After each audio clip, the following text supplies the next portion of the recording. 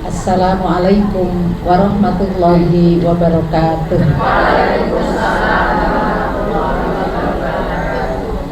Bismillahirrahmanirrahim. Alhamdulillahirabbil alamin. Assalatu wassalamu ala asyrafil anbiya'i wal mursalin sayyidina Muhammadin wa ala alihi wa sahbihi ajma'in.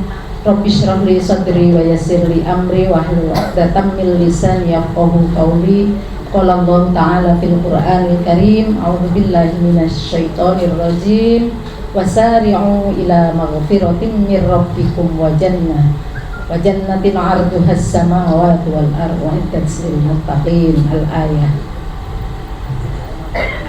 Ibu penasehat ya, Ibu Tati, guru kami ya, pembimbing kami, penasehat di pengajian GPI ini, gabungan pengajian ibu-ibu, Ibu Ketua Umum, Ibu Malik penasehat juga, ini juga guru kami, pembimbing kami ya, yang senantiasa mendampingi dalam berbagai hal untuk kita semua bersama berjuang. Yang kami hormati Ketua Umum GPI Ibu Nyai Yaya, kalau kami manggilnya Bu Yaya, Bu Nyai Yaya Sapsia itu, dan seluruh pengurus GPI yang sangat luar biasa semangat, dan tak lupa juga seluruh jamaah yang pada kesempatan ini bisa hadir bergabung pada kegiatan yang sangat mulia ini. Marilah kita sama-sama memanjatkan puja dan puji syukur kehadirat Allah Subhanahu wa Ta'ala atas limpahan rahmat karunia hidayah inayahnya, dalam keadaan sehat walafiat, dalam keadaan senang bahagia, terjadi kekerabatan, keakraban di antara kita. Semoga ini menjadi bagian dari kebaikan yang bisa kita rasakan untuk masa kini maupun untuk masa yang akan datang. Selanjutnya selawat serta salam semoga tetap dilimpahkan kepada junjungan kita tercinta Nabi Agung Muhammad Sallallahu Alaihi Wasallam, pada keluarga, sahabat serta kita umatnya yang senantiasa mengikuti ajarannya. Terima kasih atas kesempatannya saya untuk bisa bersama ibu-ibu, tetapi mohon maaf karena sudah jelas jauh dari yang diharapkan. Ibu-ibu tentu sudah punya ilmu, pengalaman, pemahaman maupun juga hal-hal yang selama ini sudah menjadi bagian yang ada pada diri ibu. Coba kita bayangkan Ibu, ini acara kita itu silaturahim, acara kita itu sawalan. Ibu sudah menghitung berapa kali Ibu mengikuti sawalan sampai hari ini ya, mulai dari lingkup terkecil di dalam lingkungan keluarga ya, kemudian ada terahnya juga ada terah A, terah B, terah C, kemudian belum dari RT, RW, kelurahan, mungkin kecamatan sampai kabupaten, belum komunitas-komunitas yang selama ini kita ikuti, kita adakan, termasuk pada pagi siang hari ini adalah dengan GPI. Artinya apa? Kalau itu intinya sawalan, kalau itu intinya halal bihalal, kalau itu intinya silaturahim, berarti silaturahimnya akan semakin kuat. Kalau itu sawalan berarti peningkatannya akan semakin meningkat. Kalau itu satunya halal bihalal, maka akan semakin halal, semakin bersih. Jadi kalau nyuci itu mungkin satu kali bilasan itu lagi bersih ya, satu kali ya seperti itu. Tapi kalau kita dibilas terus sampai bilasan, tapi dengan berkali-kali, dan apalagi hari ini dengan tampilan-tampilan yang sangat menyenangkan, semoga ini menambah untuk kebersihan kesucian kita masing-masing. Ibu-ibu, seperti yang tadi sudah dibacakan oleh qori kita, karena kalau sawalan itu pakemnya ayatnya itu ya Bu sampai hafal, tapi tetap saya harus sampaikan karena amanahnya adalah sawalan, bahwa nanti ada Kartini atau mungkin peningkatan peran perempuan dan lain sebagainya nanti kita berikutnya. Sekarang saya akan kupas ini, walaupun mungkin gini sawalan ya mesti kuwi ya, ini ayat Allah yang kalau pada saya mengklasifikasinya ialah sebagai dasar untuk kita berkegiatan. Ialah Quran surat Ali Imran ayat 133 dan kita akan ambil sampai 134 saja, tidak sampai 136 nggih. A'udzubillahi minasyaitonirrajim. Bismillahirrahmanirrahim. Wasari'u ila maghfiratin min rabbikum wa jannatin arduhas samawati wal ard wa iddat lil muttaqin. Wasari'u pasti sudah hafal itu artinya. Segeralah, cepat-cepat, sat-sat. Oh, bahasa sekarang itu. Sat-sat. Ila maghfiratin min rabbikum, untuk kita memohon ampunan Rabbikum Tuhanmu. Ya. Jadi Allah membuka lebar setelah Ramadan selesai kita melaksanakan ibadah puasa full, ya, maka masih tetap Allah membuka lebar maghfirah. Ya, Tuhan kita sangat Maha Pengampun sehingga kita jangan sampai kita menyia-nyiakan kesempatan. Wa jannatin, dan kalau kita sudah bisa mendapatkan ampunan dari Allah, Allah sudah menyiapkan wa jannatin arduha, sudah menyiapkan jannah, artinya surga.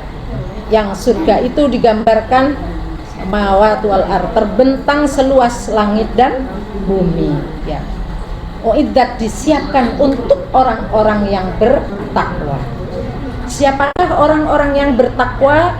Karena sama Bu dengan ketika kita puasa, kutiba alaikumusya kama kutiba alal ladina min qablikum la'allakum tattaqun. Itu masih dalam satu nada yang sama, bahwa puasa itu untuk kita meningkatkan ketakwaan, bahwa kita sawalan, berhalal bihalal, bersilaturahim, memohon ampun kepada Allah, juga dalam rangka kita untuk meningkatkan ketakwaan kita kepada Allah.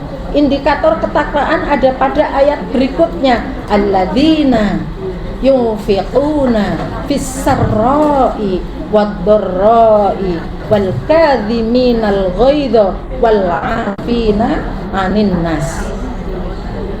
Ya.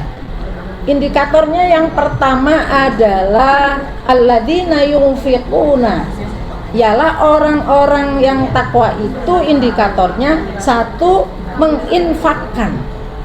Jadi kalau dalam Islam itu ada istilah infak, ada sedekah, ada zakat, ada apa dan seterusnya. Biasanya kalau ibu-ibu ngasih untuk kotak di masjid itu infak ya Bu, tidak sedekah ya. Jadi infak itu memang sebenarnya peruntukannya adalah untuk operasional. Jadi kalau itu di masjid berarti untuk operasional masjid, bisa untuk bayar listrik, bisa untuk bersih-bersih, untuk yang bersih-bersih maksudnya. Begitu juga kalau ibu-ibu infak di GPI ini, infak, maka itu memang diperuntukkan untuk operasional. Jadi monggo itu bisa dimanfaatkan. Tetapi nanti kalau sedekah udah beda lagi. Karena sedekah biasanya kita berikan untuk orang-orang, mohon maaf, yang memang kemampuan ekonominya masih ada di sangat membutuhkan untuk bantuan ekonomi. Yunfiquna fis-sarra'i wad-dharra, menginfakkan fis-sarra'i wad-dharra, dalam keadaan lapang maupun dalam keadaan sempit. Siapa yang bisa mengukur lapang dan sempitnya infak atau harta kita? Itu tentu diri kita masing-masing. Akan tetapi tidak dipatok Bu harganya. Jumlahnya di sini misalnya ketika lapang harus berapa, tentu kita sendiri diberikan untuk menentukan, silahkan. Tapi yang prinsip jangan hanya sedekah. Infak itu jangan hanya ketika kita lapang. Ketika sempit pun maka diharapkan untuk tetap bisa istiqomah kita berinfak, sudah barang tentu jumlahnya menyesuaikan. Kalau saat kita itu sarra'i, saat kita itu longgar, mungkin bisa kita infak 1 juta atau 500. Saat kita mungkin derok tanggal tua, bagi yang punya tanggal muda dan tua, maka itu bisa saja mungkin berkurang menjadi sekian persen. Tapi yang paling inti adalah ada istiqomah kita untuk senantiasa berinfak, gitu ya. Susah apa enggak ya Bu? ya, kalau sudah niatkan dalam hati kita, tentu kita harapannya untuk tetap bisa menyisihkan, karena itu tidak kita dapatkan hasilnya tuainya selama masa di dunia saja, akan tetapi justru itu adalah tabungan kita nanti di akhirat. Wal kadhiminal ghaidha. Ya, ini juga ibu-ibu sudah biasa mendapatkan informasi bahwa salah satu dari indikator kita itu takwa adalah wal kadhiminal ghaidha, bahwa diri kita diharapkan bisa mengendalikan hawa nafsu kita. Hawa nafsu itu karunia Allah, ibu, jangan dianggap bahwa itu negatif seluruhnya, akan tetapi karunia itu bila tidak dimanage secara baik, bila tidak dikendalikan, maka ini memang akan jadi malapetaka. Akan tetapi kalau dimanage secara baik, justru akan menjadi motivasi kita untuk kita bisa bersemangat. Ibu-ibu tadi bersemangat itu salah satunya karena ibu-ibu punya hawa nafsu loh, Bu.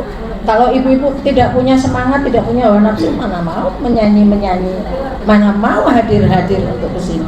Pun kula trimo teng omah mawon, ya, tidur-tidur saja. Tetapi karena kita punya gairah, punya semangat hidup, maka itu adalah bagian dari motivasi. Hanya tergantung diarahkan kemana hawa nafsu kita. Nah itu. Wal kadhiminal ghaidha. Apakah ibu-ibu pernah marah? Pernah apa? Sering?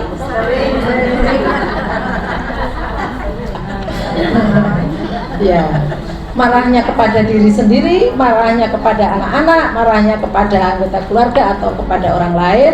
Monggo kita introspeksi masing-masing. Akan tetapi marah itu manusiawi, ya, manusiawi. Tetapi bukan berarti bahwa kalau itu manusiawi hari-harinya kita penuh marah. Jadi marah ada saatnya, ya, ketika sesuatu itu tidak sesuai dengan yang kita harapkan. Mungkin kita sudah dengan cara yang tidak marah, tetapi kok susah, tidak bisa, maka dengan cara marah. Tetapi marahnya kita tetap harus dikendalikan. Karena apa? Awalul ghadabi jununun wa akhiruhu nadamun. Awal dari kita itu dalam kondisi marah itu menurut kata tadi itu jununun, seperti orang gila. Apa yang tampak ketika mungkin dalam perilaku, ya, dalam perilaku kalau orang marah itu ono sing gebrak meja, ono sing lempar gelas, ada mungkin yang ini dalam ini dulu dalam tingkah laku, ada mungkin yang nempeleng, ada mungkin yang apa.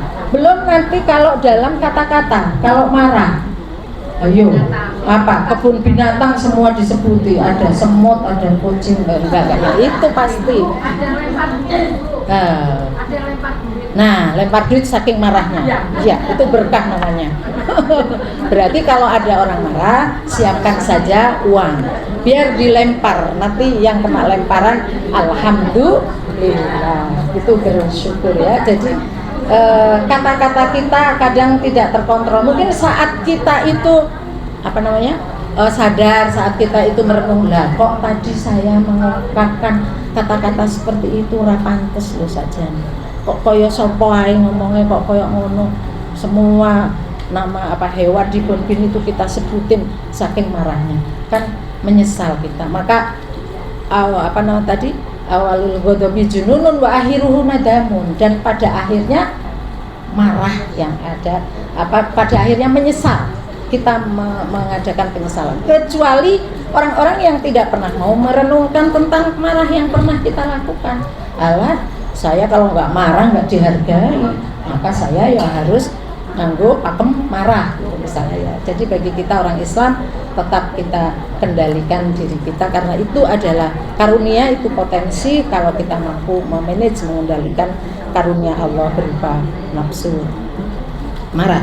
Wal kadhiminal ghaidha wal 'afina 'anin nas. Apa, Ibu? Yes. Tadi satu, yang pertama tadi yunfikuna fis-sarra, berinfak dalam keadaan longgar maupun sempit. Yang kedua, kita bisa mengendalikan hawa nafsu.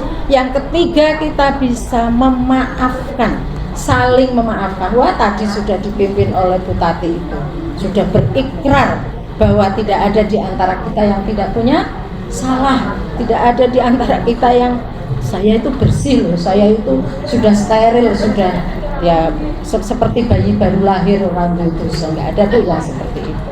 Mungkin hanya dalam waktu detik aja kita sudah bisa melakukan kesalahan. Kadang-kadang kesalahan kita itu terhadap orang lain mungkin tidak merasa bahwa kita salah, tetapi ternyata orang lain merasakan itu sebagai sesuatu yang menyakitkan, ya gitu mungkin ya. Oleh karenanya biasanya ada bahasa yang mengatakan baik sengaja maupun tidak sengaja, baik yang saya rasakan saya tidak merasa salah, tetapi oleh ibu-ibu yang lain itu dianggap menyakitkan dan seterusnya. Walafina anin nas. Jadi wallahu yuhibbul muhsinin. Allah menyukai, mencintai orang-orang yang muhsinin. Jadi kalau sudah indikator takwa seperti itu, maka Allah mencintai karena kita termasuk orang-orang yang muhsinin. Muhsinin berarti orang-orang yang berbuat baik. Sebenarnya sejak kapan sih ada halal bihalal? Ternyata setelah kita coba kaji, kita baca itu ternyata halal bihalal itu ada sejak tahun 1948 dan yang ada ya di Indonesia. Ini saat ada kegalauan yang dirasakan oleh presiden pertama kita Bung Karno. Pada saat itu 1948 berarti 3 tahun setelah merdeka. Ternyata memang tidak mudah Bu memimpin bangsa ini. Siap Ibu-ibu memimpin bangsa? Insya Allah. Ya memimpin bangsa GPI loh Bu di sini. Sudah bagus. Ya harus dari mana kita mulai ya. Ternyata Bung Karno setelah 3 tahun merdeka itu banyak masalah terjadi disintegrasi. Para pemimpin tokoh-tokoh itu juga saling silang pendapat, tukaran.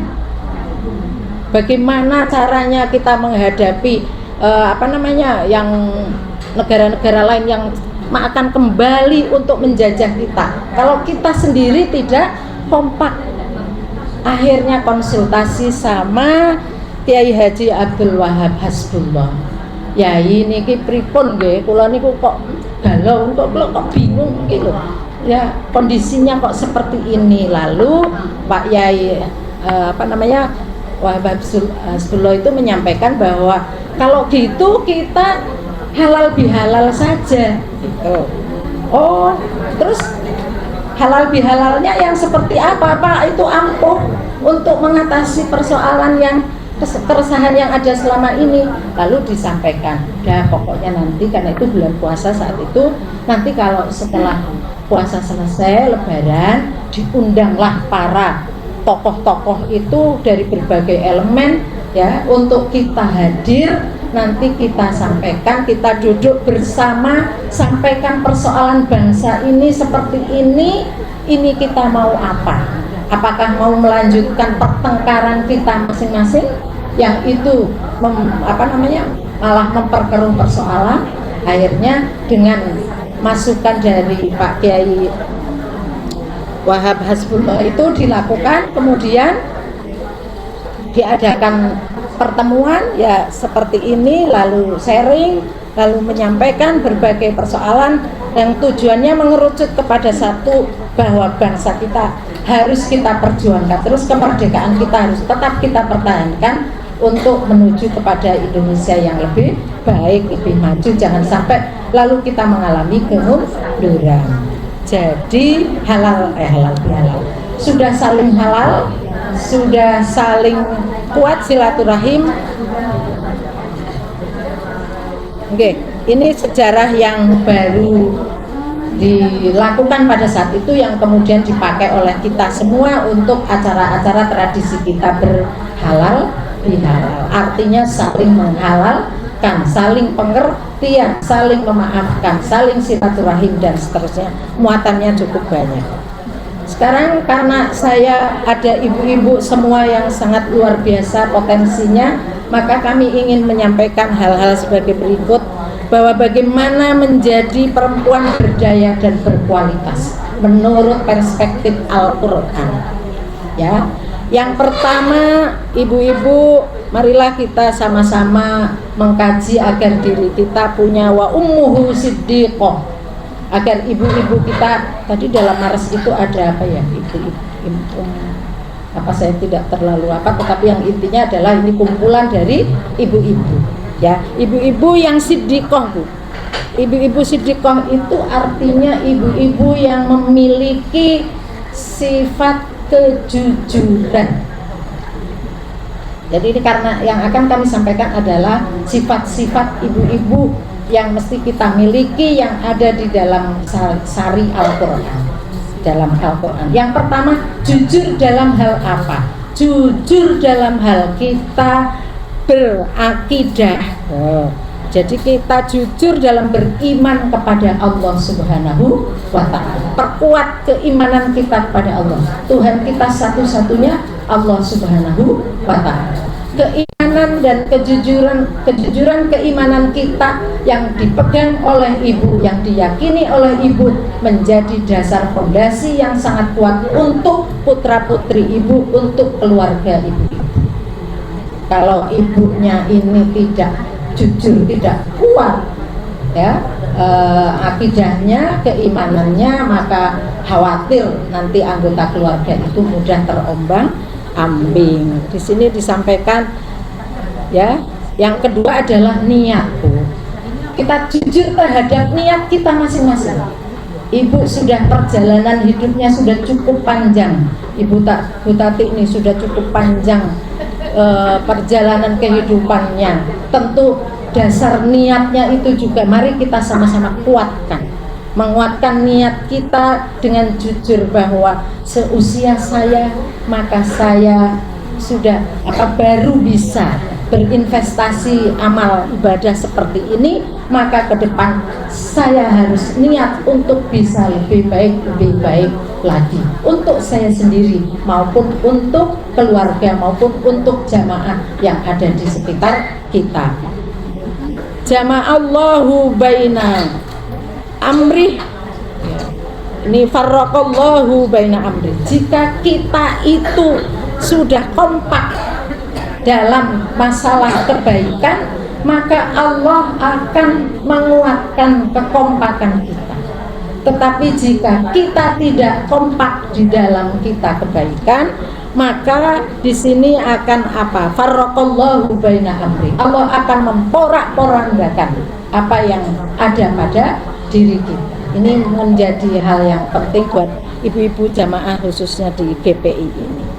Itu niatnya yang seperti apa? Semua kita niatkan limardhatillah ya, mencapai tadi yang terakhir kan di Maresnya itu GPI itu mencapai ridho Allah lah. Ini jadi ya ridho ilahi, ridho Allah ya. Ini adalah sesuai dengan yang nomor 1 ini. Artinya wa ummu siddiqah dalam hal niat kita, monggo jamaah kita, anggota kita, pengurus kita untuk memiliki kekuatan di dalam ridho ilahi ta'ala.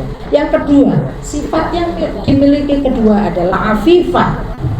Apa itu afifah?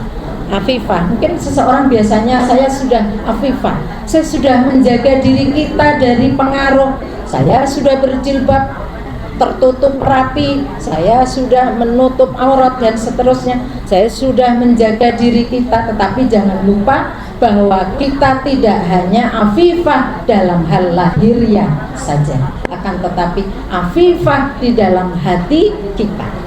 Hafifah hati kita itu berarti kita orientasinya adalah untuk akhirat. Ya, ini dulu ada seorang tokoh Karimah Hamzah ahli tafsir.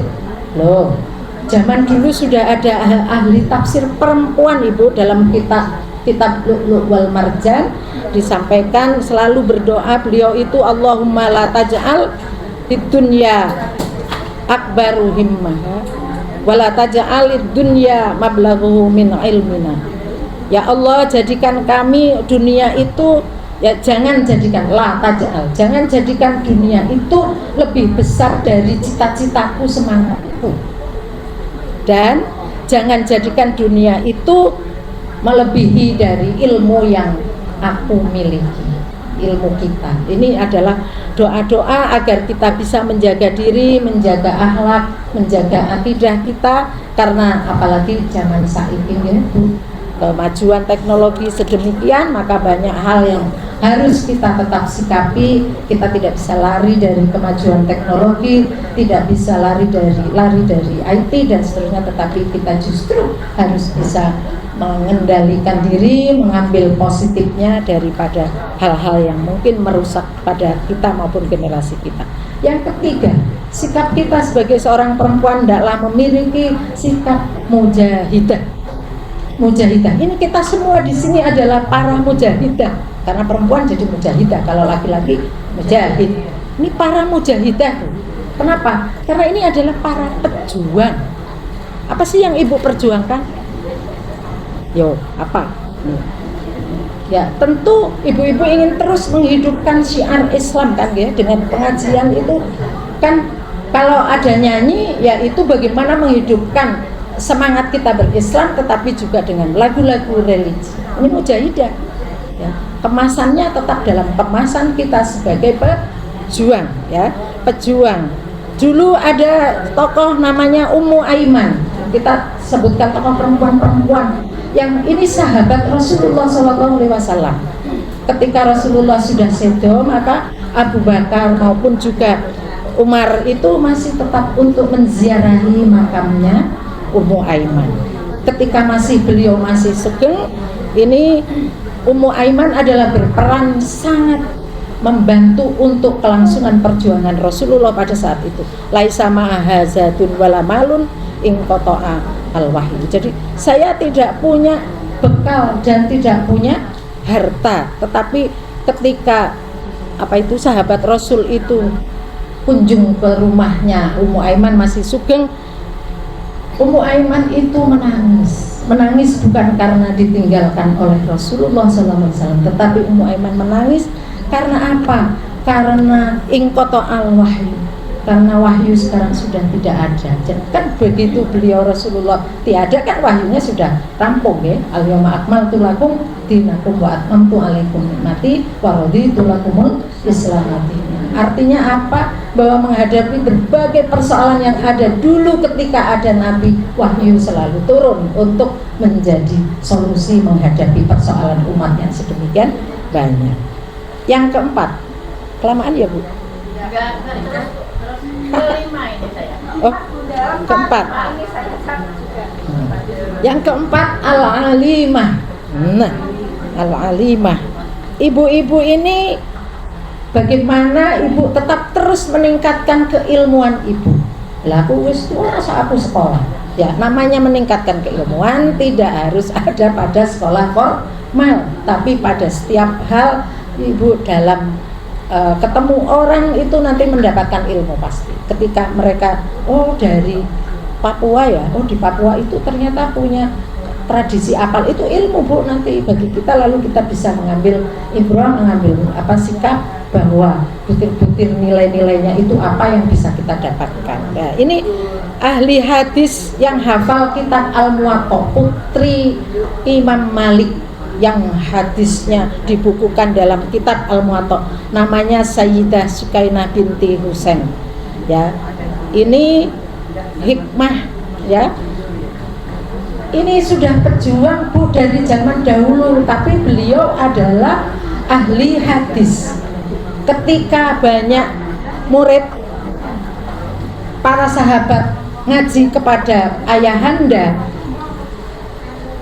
beliau itu selalu ndelik di sebelah pintu untuk mendengarkan apa sih yang sedang disampaikan kepada para sahabat itu. Karena beliau adalah hafal hadis, sehingga kalau salah, ada yang sahabat itu salah, maka dia akan tunduk pintu. Oh berarti ono sing salah. Tapi tidak nimbrung langsung ke dalam forum, dalam majelis, tapi di balik layar pada saat itu seperti itu. Ini karena alimnya. Modal kita sebagai seorang perempuan biar tidak dibujui ini kenapa ya Bu? Dihapusi, ya dibohongin. Kadang-kadang kan ada, kowe kudu manut kaya ning nggon kitab kae gitu kan. Padahal kitabe napa niku kan belum tentu paham, belum tentu tahu. Maka kita perempuan memang juga harus ikut terus menguasai, meningkatkan keilmuan kita ya nih. Pada saat itu ada Sayyidah Sukainah binti Husain. Husain itu berarti cucunya cucu Nabi nggih, putranya Ali. Lah ini Sukainah itu adalah perempuan cantik terkenal pada saat itu. Ketika dia mau dinikahi, dinikahi oleh seorang yang namanya Zaid, maka dia itu punya syarat. Saya baca walah zaman dahulu saja sudah ada yang namanya syarat pranikah. Ya, pranikah artinya perjanjian pranikah itu sudah ada sejak zaman cucu Rasulullah Shallallahu Alaihi Wasallam. Perjanjiannya apa, Ibu? Ini saya kira relevan, Bu, dengan zaman sekarang. Nanti jangan-jangan pulang dari sini pada minta perjanjian. Yang pertama adalah ini, bahwa siapapun yang menjadi suami saya maka tidak boleh menyentuh perempuan lain. Atau bahasa lainnya, tidak boleh selingkuh. Setuju? Loh, ini sudah zaman dahulu loh, Bu. Zaman dahulu kala. Kalau saiki kok marah, nah itu berarti masalah ini. Oke. Yang kedua, apa yang kedua isi perjanjiannya? Ialah penggunaan harta sesuai dengan yang dikehendaki oleh Sukainah. Artinya tidak boleh dihalangi, tidak boleh dikendalikan. Aku arep tuku klambi, ya wis kono, apa jangan sampai saya dikekang. Gimana dengan sekarang? Golek dewe ya tinggal dewe ya. Ya, makanya perempuan ya harus tetap kuat dalam hal ekonomi juga, dan punya artinya punya apa namanya, sesuatu yang untuk ini tadi tidak boleh dihalangi. Ini yang ketiga, ibu-ibu, ini Sukainah memang hebat nih. Dia itu harus diberikan kebebasan untuk tinggal, mau di mana saja dia tinggal. Aku arep melu ning gone wong tuaku ya jarke, aku arep ning omahku dhewe jarke. Kowe ora iso ngatur-ngatur. Kira-kira laki-laki kalau dibeginikan mundur teratur apa maju? Tantangan maju mundur, jadi malah maju mundur. Ini artinya apa yang selama ini mungkin bahwa perempuan kalau sudah nikah harus ikut suaminya. Kalau ikut ini sejarah ini tidak, Bu. Ya tentu ya ini tidak kemudian sak karpe dewe, pasti sudah ada aturan-aturan ya. Ini yang nomor berapa? Bukan, yang ini yang perjanjian. Oh, sekarang 4 ya. Sekarang 4. Ini keterbukaan dalam masalah keuangan, transparansi. Ya, kalau keterbukaan berarti dua pihak, Bu. Ya, kalau perempuan juga punya penghasilan tadi terbuka, Bu. Saya punya penghasilan tiap bulan itu 10 juta, yang suami punya penghasilan 15 juta. Nah, nanti untuk keluarga seperti apa? Tapi ini saya kira nanti dengan Kartini juga sangat relevan ya. Dan ini saya kira ini apa namanya perjanjiannya, dan kalau mengingkari perjanjian ini maka otomatis cerai. Nah, sekarang sedang ada memang beberapa orang yang melakukan perjanjian pranikah gitu, karena ada mungkin kasus-kasus yang setelah nikah ketika tidak diikat dengan perjanjian mungkin akan seenaknya sendiri. Yang kelima, Ibu, sekarang yang kelima, Ibu. Yang kelima itu abidah. Bagaimana kita perempuan itu juga menjadi ahli ibadah. Abidah itu ahli ibadah. Ya, jadi ini ciptakan hubungan baik, hablum minallah. Kalau hablum minallah kita sudah kuat, maka nanti hablum minannas juga termasuk harus kita lakukan dengan baik. Kalau hablum minallah sudah kita genggam, maka hablum minannas mestinya kita juga genggam. Artinya kita lakukan, kita jalani dengan baik. Man aslaha bainahu wa bainallah, aslahallahu ma bainahu wa bainan nas. Barang siapa yang ya sudah islah, sudah baik antara kamu dan dengan Allah, maka Allah akan memberikan kebaikan juga hubungan antara kamu dengan sesama manusia. Nah ini dulu kalau tokohnya adalah ada Hunainah yang ini ahli sholat malam, ahli tahajud, ahli tirakat. Dalam hal ini penjelasan memang seorang ibu itu di dalam keluarga itu bagaimana bisa menjadi ahli ibadah dan nirakati, Bu. Nirakati keluarganya, nirakati putrane. Waduh, kok anak saya itu kok ya beling tiru sapa, padahal ya zaman sekarang itu kita kendalinya juga susah, Bu. Ya tidak ada lain kecuali kita kuat sekali untuk hablum minallah, memohonkan agar putra putri kita bisa akhirnya menyadari atas kesalahannya. Sedikit lagi ya, Bu. Sekarang bagaimana dengan Kartini? Oh, karena ini kan Kartini. Kartini, ibu-ibu sudah mengikuti apa ya namanya? Berpakaiannya seperti Kartini gitu ya. Tapi inti perjuangannya Kartini itu apa? Inti perjuangannya yang pertama adalah bagaimana meningkatkan pendidikan untuk perempuan. Betapa seorang Kartini itu saat itu ya sudah sangat menderita karena Kartini itu punya sifat-sifat yang luar biasa. Yang pertama, sifat Kartini itu berani dan visioner. Kalau tidak punya sifat berani, mana mungkin akan bisa ya menuliskan surat yang isinya adalah pokok-pokok pikiran untuk beremansipasi, untuk bagaimana kiprah sosial dan seterusnya. Yang kedua, sifat Kartini itu cerdas dan haus ilmu. Ini sifat-sifat Kartini ya, kita ambil. Jadi berani, visioner, cerdas dan haus ilmu. Haus ilmu artinya bahwa kalau sudah tahu A, maka saya akan cari tahu untuk yang B. Yang ketiga, Kartini itu juga peduli dan berjiwa sosial, terutama di dalam hal memperjuangkan orang-orang di sekitarnya, yaitu para perempuan ya. Tetapi di sisi lain Kartini sangat rendah hati, ingatase gitu, dari keluarga ningrat dan keluarga yang terpandang, tetapi beliau masih tetap melakukan hal-hal yang untuk merakyat gitu, bisa merakyat. Kartini adalah sosok mandiri dan tangguh. Ketangguhannya terbukti ya pada perjuangan beliau, dan pengasih penyayang, dan tak kalah penting Kartini adalah sosok yang religius dan toleran. Ngajinya kan kepada para kiai saat itu, Kiai Soleh Darat, ngaji Quran, sudah bisa membaca Quran, bisa tafsir. Ini Kartini loh, Bu.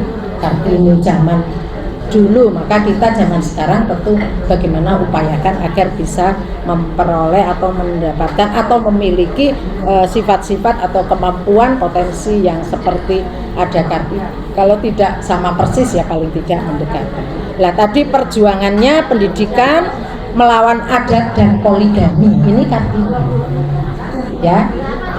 Ini perjuangannya. Tadi perjuangan Kartini itu satu, pendidikan untuk perempuan, melawan adat dan poligami.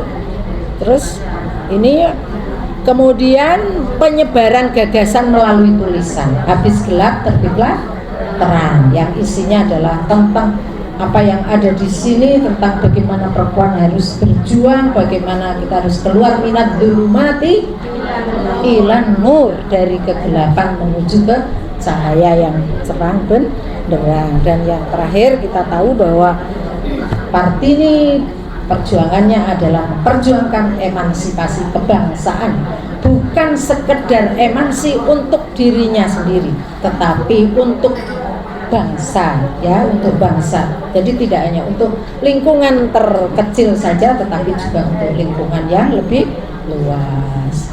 Kata sampun nggih Bu.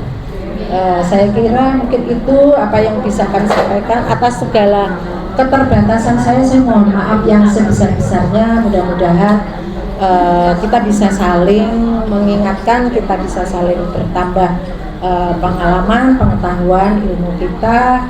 Dan saya akhiri dengan permohonan, sekali lagi permohonan maaf pada Ibu Ketua Umum, pengurus, kepada Dewan Penasehat, Bu Tati dan Bu Malik, dan ibu-ibu seluruhnya atas segala kesalahan dan kekurangan saya. Ihdinas siratal mustaqim wallahul muwaffiq ila aqwamit thoriq. Wassalamualaikum warahmatullahi wabarakatuh. Waalaikumsalam warahmatullahi wabarakatuh.